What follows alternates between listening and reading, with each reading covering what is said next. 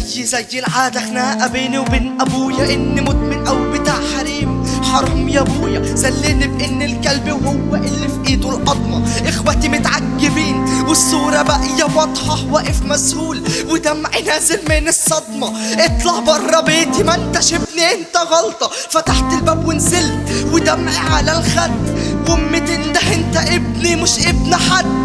نازل مش مصدق وامي بتنده عليا يا احمد ارجع، ودموعها منطورة في كل ناحية. صعبان عليا ياما يا ما شفت كتير قاسية، والبسمة طالعة مني هتوحشيني يا غالية. في الجنة كده هشوفك يا امي مرة تانية. اخواتي ياما في عينك انت اصل الحنية. كفاية حرام ما تزودش عليا، صرخة لما اتشفت تحت العربية. مأساة حياة قلب الابن من أباه، والدمع ده من جواه مين واقف معاه؟ كبرت ولسه كيف على هواه. مأساة ولا تفاهم يتبع معاه. مأساة حياة قلب الابن من أباه، والدمع ده من جواه مين واقف معاه؟ كبرت ولسه كيف على هواه.